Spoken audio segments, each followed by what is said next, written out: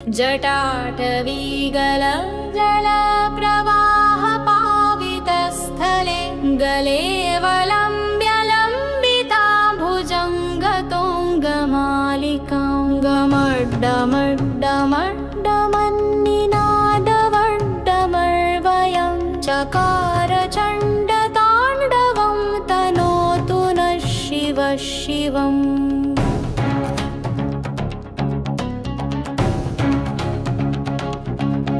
जटाकटाः सम्भ्रमं भ्रमं व्रनिपनिर्झरी विलोलवीचिवल्लरी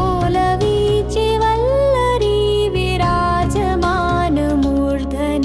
धगद्धगद्धगज्जवल्ललाटपट्टपावके किशोरचन्द्रशेखरे रतिः प्रतीक्षणं मम।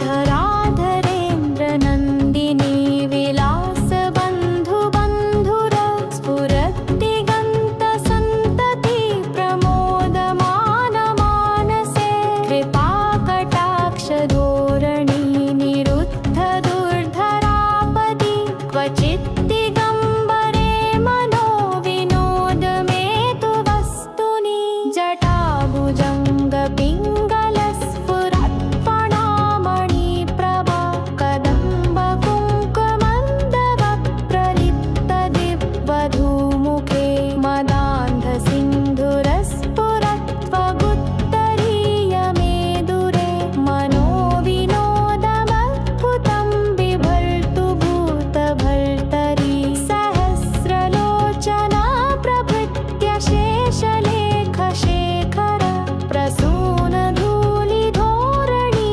विधूसराङ्घ्रिपीठभुजङ्गराजमालया निबद्धजाटजूटक श्रियै चिराय जायताञ्चकोरबन्धुशेखर।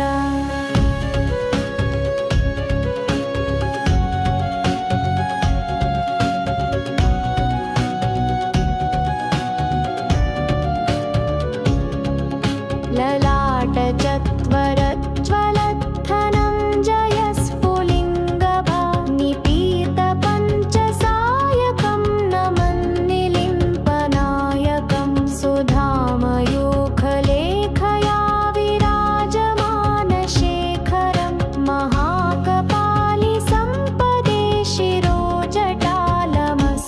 न करालभालपट्टिका धगद्धगद्धगज्ज्वल धनञ्जयाधरीकृत प्रचण्डपञ्चसायके धराधरेन्द्रनन्दिनी कुचाग्रचित्रपत्रक प्रकल्पनैकशिल्पिनी त्रिलोचने रतिर्मं नवीनमेघमण्डली निरुद्धदुद्धरस्फुरत्कुहूनिशीथिनी तमः प्रबन्धबद्धकन्दर निलिम्पनिर्झरी निकुञ्जकोटरे सुखान्तरं नितान्तसंस्थितं मनो विनोयतां विनायकम्।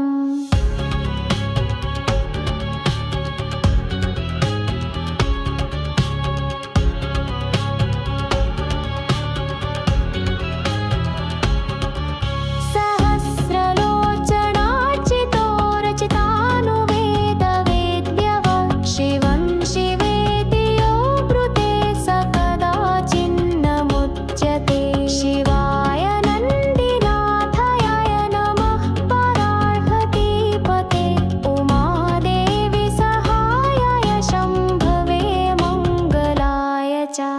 गङ्गातरङ्गरमणीय जटाकलाकोरी निरन्तर विभूषित वामभागनारायणप्रियमनङ्गमदापहं वन्दे महेशं वृषभध्वजमादिदेव शम्भो महादेनितरत्रिलोचन कालान्तककाल क्रीडन त्रिपुरान्तकयं भूतनाथ वन्दे श्रीशङ्करनीलकण्ठ महादेव महाकालो महाप्रलयकारकः महाकपालमालाढ्यो मृत्युञ्जय नमो ते ब्रह्मिणः परमं